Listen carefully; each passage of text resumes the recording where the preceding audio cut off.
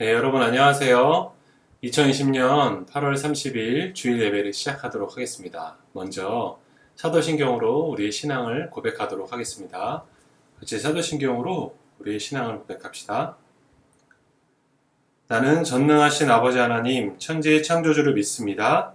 나는 그의 유일하신 아들, 우리 주 예수 그리스도를 믿습니다. 그는 성령으로 잉태되어 동정녀 마리아에게서 나시고 본디오 빌라도에게 고난을 받아 십자가에 못 박혀 죽으시고 장사된 지 사흘 만에 죽은 자 가운데서 다시 살아나셨으며 하늘에 오르시어 전능하신 아버지 하나님 우편에 앉아 계시다가 거기로부터 살아있는 자와 죽은 자를 심판하러 오십니다. 나는 성령을 믿으며 거룩한 공교회와 성도의 교제와 죄를 용서받는 것과 몸의 부활과 영생을 믿습니다. 아멘. 아멘. 네, 전사님이 기도하겠습니다. 거룩하고 존귀하신 하나님 아버지, 감사합니다. 하나님 이 시간 8월 30일 주일 예배에 동영상으로 예배를 드리는 우리 학생들, 이 시간까지 인도해 주셔서 감사합니다. 지난 한 주간 하나님, 코로나가 확산하는 그 상황 속에서도 우리 학생들 지켜주셔서 감사합니다. 어려운 시간을 보내고 있는 우리 학생들 마음을 위로해 주시고 하늘의 평강을 허락하여 주시옵소서. 이 시간 하나님께 예배 드릴 때에 우리 학생들이 신령과 진정으로 예배하는 예배자들 될 수 있도록 인도하여 주시옵소서. 성령 하나님 충만하게 이 시간 주장하여 주셔서 하나님의 말씀이 우리 학생들의 심령에 새겨지고 저들의 삶을 바꿀 수 있도록 인도하여 주시옵소서. 존귀하신 예수님의 이름으로 기도합니다. 아멘. 네, 여러분. 이 시간 찬양 시간인데요. 우리 예수 어린 양 같이 찬양하신 후에 전사님 계속 설교 말씀 이어가도록 하겠습니다. 예수 어린 양 찬양하겠습니다.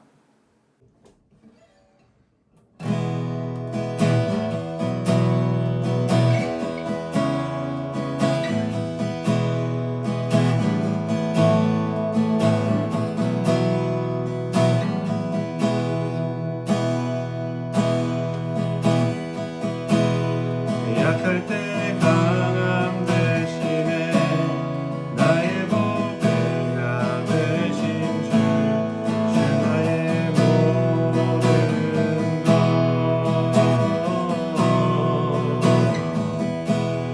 주 안에 있는 보물을 나는 포기할 수 없네 주 나의 모든 것 십자가 죄 사셨네 십자가 죄 사하셨네 주님의 이름 찬양해 주 나의 모든 것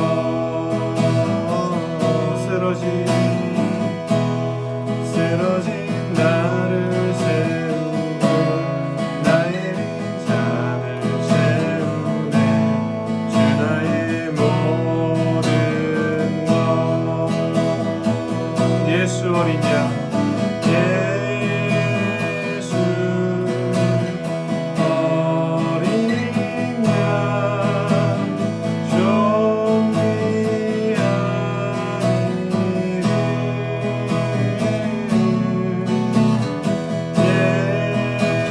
예수 어린 양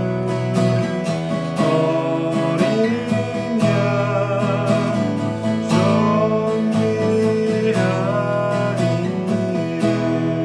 예수 어린 양 예수 어린 양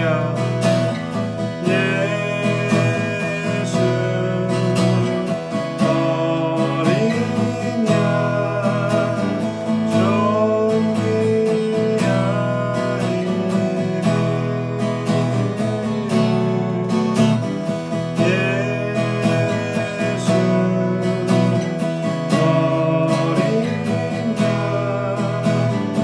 예수 어린 양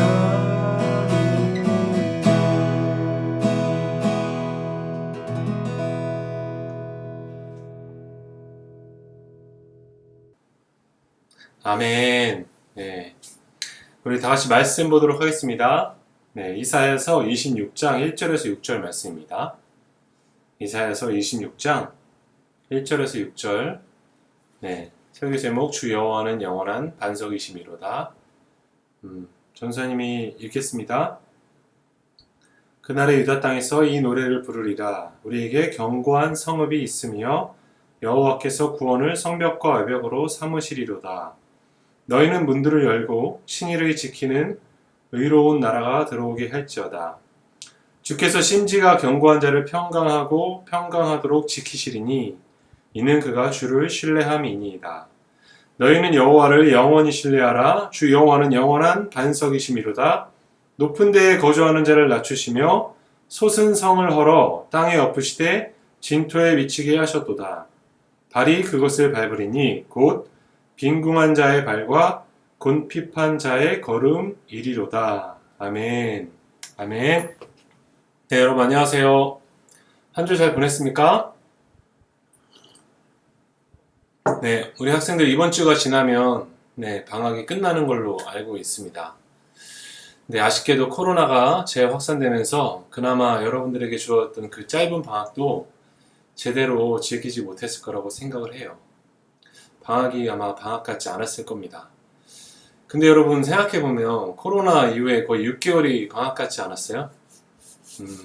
전사님들 이번 주일이 지나면 이제 3학년 2학기 대학원 마지막 학기가 개강을 하는데요. 정말 시간이 빠르다 그런 생각을 새삼 하게 됩니다. 이번 주간은 특히 더 우리 학생들 코로나가 확산세에 있어서 거의 집에만 있었을 거라고 생각해요. 움직이지도 못하고 집에만 있었을 텐데 많이 답답한 시간을 우리가 보내고 있네요. 여러분 비록 몸은 움직이지 못하고 집안에서 격리 생활을 하고 있고 잘 움직이지도 못하고 외출도 하지 못하지만 우리 학생들의 마음만큼은 우리 주님께서 평강으로 시원하게 여러분 지켜주시길 기도합니다. 정말 축복해요. 사랑하는 청소년부 여러분 모두가 힘든 시간을 보내고 있어요. 모두가. 그리고 모두가 제한적인 생활을 하고 있습니다. 그리고 어떤 사람들은 불평과 불만을 내어놓기도 하죠. 그러나 하나님의 백성들은 하나님의 말씀으로 하나님을 만나고요. 하나님의 말씀으로 위로를 받고 하나님의 말씀으로 새 힘을 공급받는 사람들입니다. 전사님이 이 코로나 시기를 지나면서 많이 느끼는 것이 바로 하나님의 말씀의 그 무게와 값을 매길 수 없는 그 가치예요. 코로나 때문에 여러분의 얼굴을 보지 못하고 함께 예배하지 못하고 교제하지 못하고 이렇게 동영상으로나마 여러분과 제한적으로 말씀을 나누다 보니까 우리 하나님의 말씀이 얼마나 소중하고 정말 무엇과도 바꿀 수 없는 가치 있는 것인지 더 깊이 다가옵니다. 만약 여러분이 코로나로 어려운 이 시기에 우리에게 하나님의 말씀이 없었다면 우리는 무엇으로 살 수 있었을까요? 정말 상상만 해도 고통스럽습니다. 사랑하는 청소년부 여러분, 전사님이 매주 선생님들 통해서 여러분들에게 묵상 본문을 보내드리고 있죠. 네, 이번 주에도 이제 시편 9편 말씀을 여러분들에게 묵상 말씀으로 보내드렸는데요. 묵상을 어떻게 해야 해요? 라고 묻는 학생들을 위해서 묵상에 필요한 모든 것들이 담겨있는 영상 5개도 전사님이 선생님들 통해서 보내드렸어요. 이제 선택은 여러분의 몫입니다. 하나님의 말씀을 묵상하면서 여러분의 평생의 삶을 형통한 삶으로 이끌어 갈 것인지 아니면 이전처럼 해오던 습관을 따라서 부모님의 잔소리에 못 이겨서 신앙생활을 한다든지 아니면 대충 그냥 신앙생활을 할 것인지 이제 여러분의 선택에 달려 있습니다. 부디 이 시간을 통해 하나님의 말씀에 여러분들의 삶이 뿌리내리길 간절히 바랍니다. 네, 묵상 여러분 꼭 하시고요. 묵상은 우리 삶의 기반입니다. 기본. 그 하나님의 말씀에 여러분의 삶을 정착시키길 바라요. 하나님의 말씀에 여러분의 삶이 머물러 있기를 바랍니다. 이제 말씀을 복습해 보도록 하겠습니다. 지난주 우리가 배웠던 이사야서 20장에서 하나님의 백성인 유다의 상황이 더 악화된 것을 볼 수 있었습니다. 유다는 주변 여러 나라들과 정치적으로 전략적으로 동맹을 맺고 하나님이 몽둥이로 사용하신 그 아수르를 맞서려고 했습니다. 여기서 유다의 결정적인 실수는 위기와 어려움의 순간에 하나님을 의지하고 하나님을 찾지 않고 눈에 보이는 어떤 대상을 의지했다는 것입니다. 당시 아수르라는 강대국 외에 또 하나의 강대국이 존재했는데 그 나라가 바로 애굽이었죠. 아수르와 애굽은 서로 유일한 강대국이 되기 위해서 긴장감을 형성하고 있었어요. 꼭 이 지역의 주인은 나야 나 뭐 이런 것처럼 서로 긴장감을 형성하고 있었죠. 아마 우리가 살아가는 오늘날의 세계로 비유하자면 미국과 중국 정도 된다고 했죠. 미국과 중국이 여러분 요즘에 국제면 뉴스를 보면 힘겨루기 하는 것이 잘 보이잖아요. 뭐 군사적으로 경제적으로 여러분 뭐 미국과 중국이 대단한 것 같지만 사실은 유치원 아이들 서로 힘겨루기 하는 거랑 마찬가지예요. 팔씨름하고 이렇게 닭싸움도 하고 막 이런 것처럼 서로 힘겨루기를 하는 거예요. 사실은. 애굽과 아수르 이 두 나라 사이에서 눈치를 보고 있던 유다는 결국 아수르에 대항하기 위해서 주변의 작은 나라들과 동맹을 맺고요. 애굽을 끌어들여서 아수르에 대항하려고 했습니다. 여기서 우리가 놓치는 것이 안 되는 것이 있다고 했죠. 여러분 아수르를 일으키신 분이 누구죠? 유다를 심판하시기 위해서 아수르를 일으키신 분은 하나님이십니다. 그런데 지금 유다가 아수르에 대항하기 위해서 선택한 대상이 누구죠? 눈에 보이는 강대국, 애굽과 주변 나라들이었어요. 우리가 여러분 신앙생활하면서 이런 실수를 아주 반복을 합니다. 아주 자주 반복해요. 하나님께서 분명히 우리의 실수와 잘못을 가르치시려고 이런저런 방법으로 우리를 징계하실 때가 있어요. 우리를 인도하시려고. 우리를 선한 길로 인도하시기 위해서 징계를 하시는데 우리는 엉뚱한 대상으로 우리의 도움을 삼으려고 할 때가 있습니다. 혹시 여러분 그런 경험 없습니까? 하나님께서 여러분을 가르치시려고 하는데 이런저런 방법으로 엉뚱한 대상을 의지하고 있지는 않은가 한번 살펴봐야 합니다. 우리가 신앙생활하면서 가장 많이 실수하는 부분이 바로 하나님을 의지하지 않고 사람을 의지하는 것입니다. 눈에 보이지 않는 하나님을 의지하는 것보다 눈에 보이는 어떤 대상을 하나님보다 더 의지하고 의뢰하는 것, 신뢰하는 것, 그게 바로 여러분 성경이 금하고 있는 우상 숭배입니다. 청소년 여러분, 여러분의 삶에 어떤 문제가 있습니까? 그렇다면 첫 번째, 그 문제가 왜 일어났는가?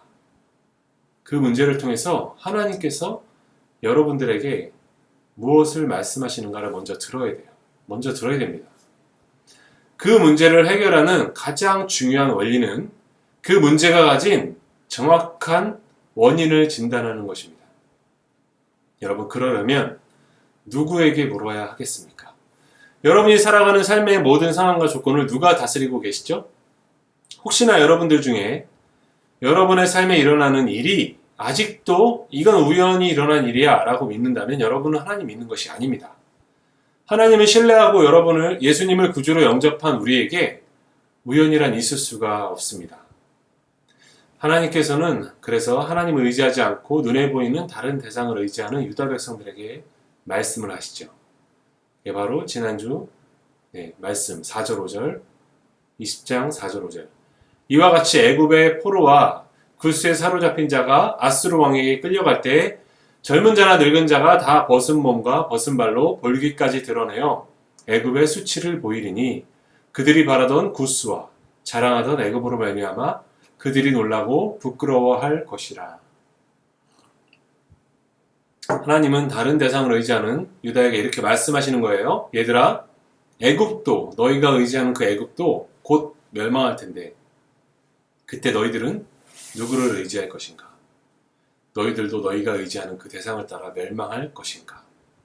하나님은 이 사실을 유다 백성에게 가르치시기 위해 어떤 방법을 쓰십니까? 이사야 선지자에게 아주 이상한 행동을 시키십니다. 2절입니다. 그때 여호와께서 아모스의 아들 이사야에게 말씀하여 이르시되 갈지어다 내 허리에서 배를 끄르고 내 발에서 신을 벗을지니라 하시매 그가 그대로 하여 벗은 몸과 벗은 발로 다니니라. 이사야가 여러분 살았던 이 시대적인 문화와 배경 속에서 누구도 할 수 없었던 일을 하나님이 시키십니다. 옷을 벗고 벗은 발과 벗은 몸으로 다니라는 거죠. 그런데 이사야가 어떻게 행동합니까? 하나님께서 말씀하시니까 그대로 행동을 합니다. 발가벗고 다니면서 애굽으로 의지하면 안 돼. 하나님을 의지해야 돼. 너희들이 하나님이 아닌 애굽을 의지하면 이렇게 수치스럽게 될 거라는 것을 몸으로 직접 이사야는 말이 아닌 행동으로 하나님의 말씀을, 하나님의 메시지를 전합니다. 사랑하는 청소년부 여러분, 우리가 하나님의 말씀에 순종할 때 우리의 자존심은, 우리의 높아져 있던 마음은 낮아지고 깨어져야 합니다. 이것이 하나님의 말씀에 순종하는 필수 조건이에요. 내 마음대로 하고 싶은 마음이 그대로 남아있는데 절대로 하나님의 말씀에 순종할 수 없습니다. 예수님께서도 제자들에게 너희가 나를 따라오려면 자기 십자가를 지고 따라오라고 말씀을 하십니다. 여러분이 지금 이 코로나라는 위기 상황 속에서 의지하고 믿고 신뢰하는 대상은 누구입니까? 하나님입니까? 아니면 눈에 보이는 어떤 대상입니까? 아니면 혹은 여러분 자신입니까? 만약 여러분이 하나님이 아닌 다른 대상을 의지하고 있다면 이사야 선지자와 같이 여러분 수치를 당하게 될 날이 있을 겁니다. 청소년부 여러분, 다른 대상을 보지 마십시오. 다른 대상을 의지하지 마세요. 하나님만 신뢰하고 하나님을 의지하고 순종하는 우리 청소년부 학생들이 되기를 간절히 축복합니다. 오늘 본문은, 오늘 우리가 배울 본문 이사야서 26장을 세번역 성경으로 한번 제가 읽어드릴게요. 한번 잘 들어보세요. 26장, 이사야서 26장 1절에서 6절을 세번역으로 읽어드릴게요.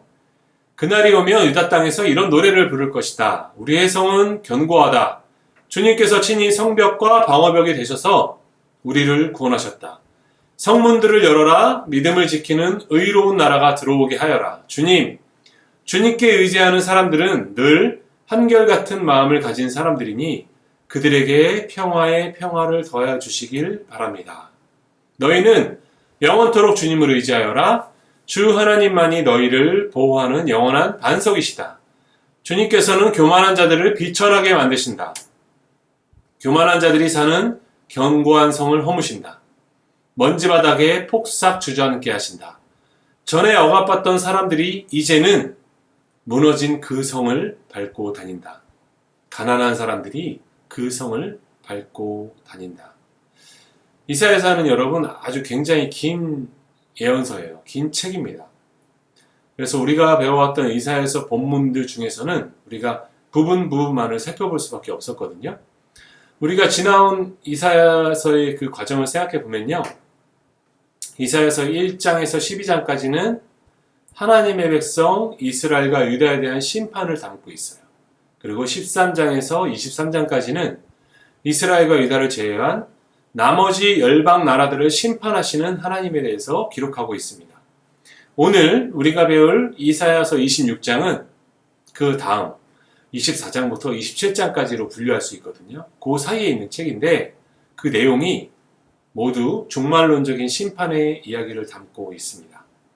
종말론적인 심판이란 쉽게 얘기해서 하나님께서 그 인간의 역사 속에서 모든 목적, 하나님의 뜻을 이루신 후에 비로소 이 땅에 임하게 될 마지막 심판을 다루는 것을 의미합니다. 그 하나님의 최종적인 그 종말론적인 심판에는 바로 우리의 이야기도 포함되어 있죠. 우리는 모두 하나님 앞에 서게 되니까요.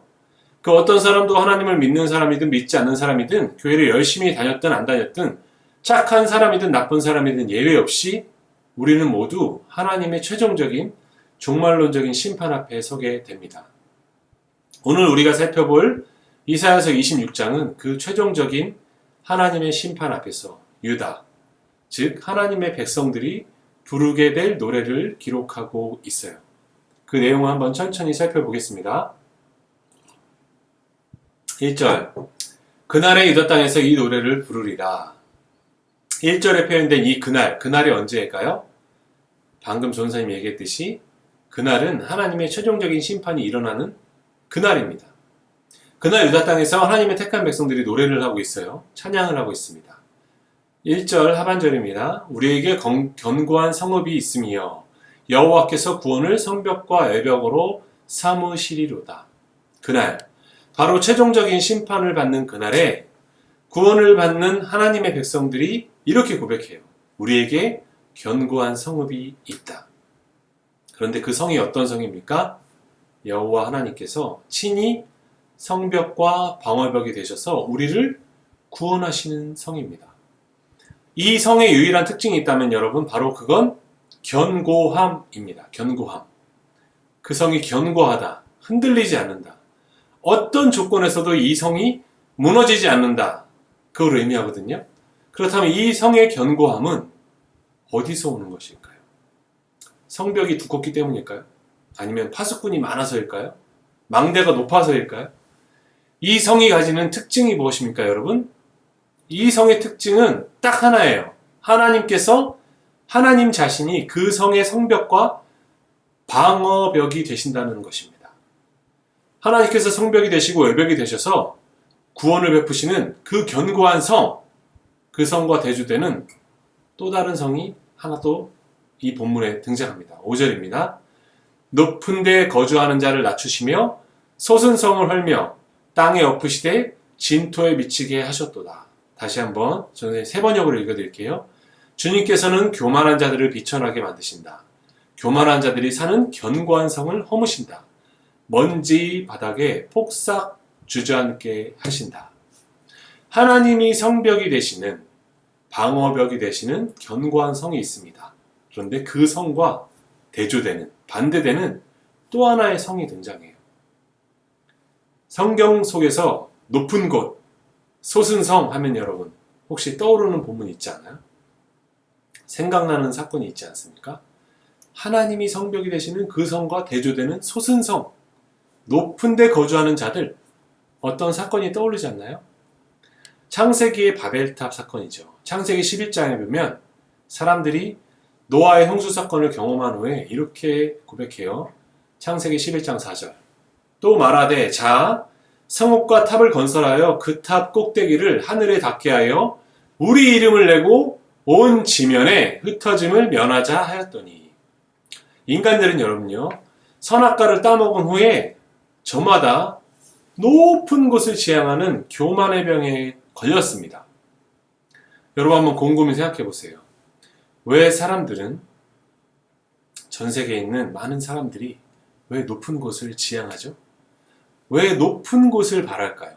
왜 사람들이 유명해지려고 하죠, 여러분? 왜 사람들이 돈을 많이 벌려고 해요? 왜 인기를 많이 끌려고 합니까? 왜 성공하려고 해요? 대충 살아도 되잖아요? 왜 우리 인간들은 남들보다 높아지고 싶은 그 상향성을 갖고 있을까요? 그건 바로 우리가 하나님처럼 되었기 때문이에요. 선악과를 먹지 말라는 하나님의 말씀을 어김으로써, 불순종함으로써 우리는 우리 스스로 하나님을 밀쳐내고 그 자리에 앉아 버렸습니다. 그래서 인간은 높은 곳을 지향하는 거예요. 높은 곳. 항상 1등을 지향합니다. 높은 곳에 올라가고 싶어 해요. 그런데 막상 그 자리에 가보면 어때요? 그 높은 자리에 가보면 또 인간은 그 마음의 허무함과 공허함을 메울 길이 없습니다. 우리 재벌들이 살아가는 모습들을 보잖아요, 여러분. 우울증도 심하고요. 어떤 사람들은 종종 자살도 하고요. 쾌락을 쫓아 살기도 하죠. 왜 그럴까요? 하나님께서 유일한 구원이 되시는 그 견고한 성, 유다 백성이 부르는 그 견고한 성과 하나님이 아닌 사람의 유명세와 사람의 능력과 사람의 의지와 사람의 상향성으로 세운 그 소순성은 그래서 전혀 다른 결과를 가져옵니다. 5절입니다. 높은 데에 거주하는 자를 낮추시며 소순성을 헐어 땅에 엎으시되 진토에 미치게 하셨도다. 최종적인 하나님의 심판대 앞에서, 최종적인 하나님의 심판대 앞에서 하나님께서 베푸시는 구원의 견고한 성에 머무는 자들과 인간이 자기의 노력과 의지로 만든 솟은 성에 거주하는, 높은 데 거주하는 자들은 확연히 다른 결과를 맞이하게 될 것입니다.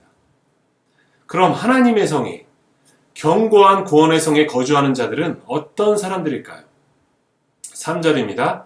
주께서 심지가 견고한 자를 평강하고 평강하도록 지키시리니 이는 그가 주를 신뢰함이니이다. 4절. 너희는 여호와를 영원히 신뢰하라. 주 여호와는 영원한 반석이심이로다. 아멘.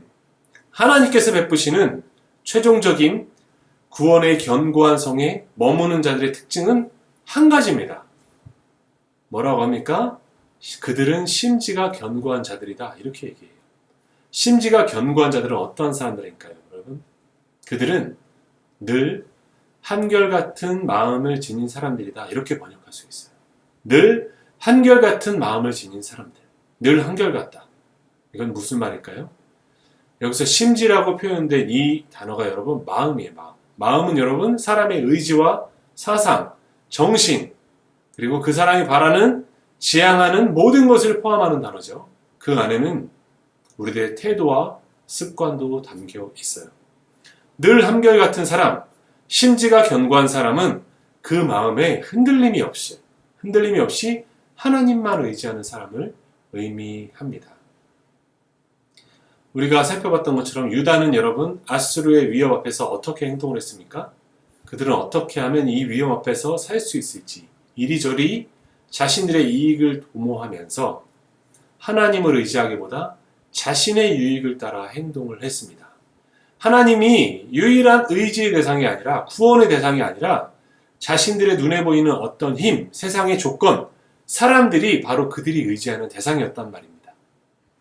이런 사람들을 보고 심지가 굳은 사람이다 이렇게 얘기하지 않아요. 왜냐하면 이런 사람들은 늘 자신들이 의지하는 눈에 보이는 그 대상의 조건이 변화하기 때문이에요. 그런데 반대로 심지가 견고한 사람은요, 늘 한결같은 마음으로 딱 한 분만, 한 대상만 의지합니다. 바로 그분이 하나님이에요. 하나님만 여러분 변화가 없는 분입니다. 그분만이 한결같아요. 창세부터 지금까지 그리고 앞으로도 영원히 하나님은 변함이 없으신 분이에요. 따라서 심지가 견고한 자는 하나님만을 신뢰하기 때문에 그 마음이 하나님께서 주시는 평강으로 가득할 수밖에 없어요. 왜냐하면 눈앞에 보이는 상황과 조건에 흔들리지 않고 바로 하나님을 의지하고 신뢰하는 사람들에게 나타나는 특징이 바로 평강이에요. 평강. 여러분 사도 바울이 복음을 전하다가 정말 고생을 많이 하죠. 고린도서 11장에 보면 사도 바울이 내가 얼마나 고생했는지 얘기하는 게 있거든요. 수고하도록 넘치도록 옥에 갇히기도 하고 매도 많이 맞았다. 나는 여러 번 죽을 뻔했고 40에서 가만 매를 5번이나 맞았고 한 번은 돌로 맞았고 3번은 배가 파산했다. 일주일 동안 깊은 바다에서 지냈고 여러 번 여행하면서 강의 위험과 동족의 위험과 이방인의 위험과 신의 위험과 광야의 위험과 바다의 위험과 거짓 형제의 위험을 당하고 또 수고하고 애쓰고 여러 번 자지 못하고 줄이고 목마르고 여러 번 춥고 헐벗었노라. 이렇게 고백해요. 이렇게 고생을 할 수가 있어요, 여러분. 복음을 전하는 사람이었는데. 그런데 사도 바울이 옥에 갇힌 상태에서도 빌립보 교회 성도들에게 이렇게 얘기해요. 기뻐하라, 기뻐하라. 내가 다시 말하노니 기뻐하라. 어떻게 이런 고백을 할 수 있어요? 그리고 그리스도 예수의 평강이 너희를 지키실 거야. 너희들 평강이 너희들에게 이미 있다. 주어져 있다. 이렇게 얘기하거든요. 어떻게 사도 바울은 이런 고백을 할 수 있었습니까? 그는 그 넘치는 위험과 죽음 앞에서도 하나님이 주시는 그 평강으로 마음이 가득했기 때문입니다. 변함없이 하나님만 신뢰하는 자들에게 주어지는 하나님의 선물이 바로 여러분 평강이에요. 평강. 말씀을 정리하겠습니다. 여러분. 그날이라고 하는 이 유다 백성이 부르는 그날 최종적인 심판은 바로 여러분과 저에게도 반드시 옵니다. 그런데 바로 그날 하나님께서 친히 성벽이 되시는 그 견고한 성과 인간이 세운 그 솟은 성, 높은 데 거주하는 자들은 확연하게 다른 결과를 맞이하게 될 것입니다. 누가 하나님께서 베풀어 주시는 그 성에 들어갑니까? 심지가 견고한 자가 들어갑니다. 어떠한 상황과 조건 속에서도 흔들리지 않고 하나님을 신뢰하고 하나님을 의지하고 하나님만 자신의 구원으로 삼는 자들에게 하나님이 평강을 주시고 그 평강으로 그는 영원히 하나님만 신뢰하게 됩니다. 바로 그 사람에게 최종적인 심판의 날, 구원의 날 하나님의 견고한 성이 주어집니다. 하나님께서 그들에게 영원한 성이 되어 주십니다. 구원의 성이 되어 주십니다. 그 사실을 안다면 우리는 지금 우리가 겪는 어려움 속에서 최종적인 심판에 우리에게 주어질 그 성을 바라보면서 지금 시간 기뻐할 수 있고 평강할 수 있습니다. 사랑하는 청소년부 여러분, 여러분은 누구를 의지하고 있습니까? 여러분은 심지가 견고한 자들입니까? 정말 여러분 보이지 않는 하나님만 신뢰하십니까? 하나님만 신뢰하십시오. 그리고 평강으로 승리하는 우리 모든 청소년부 학생들 되기를 간절히 축복합니다. 기도하겠습니다. 거룩하고 존귀하신 하나님 아버지, 오늘도 이사야서 26장의 말씀을 통해서 하나님의 최종적인 심판이 우리에게 있다는 것을 상기시켜 주셔서 감사합니다. 하나님, 우리에게 그 최종적인 심판의 날이 온다 할지라도 하나님이 우리의 유일한 구원의 성이 되어 주셔서 감사합니다. 하나님, 그 견고한 성, 하나님께서 친히 성벽이 되시는 그 견고한 성과 인간이 만든 소승성과 높은 데 거주하는 자들과 같지 않게 우리 청소년부 학생들은 주님만 의지하는 심지가 견고한 자들이 되게 하여 주시옵소서. 하나님, 하나님만 의지함으로 그 마음에 평강하며 주님을 기쁨으로 따라가는 우리 모든 청소년부 학생들 될 수 있도록 인도하여 주시옵소서. 존귀하신 예수 그리스도의 이름으로 기도합니다. 아멘.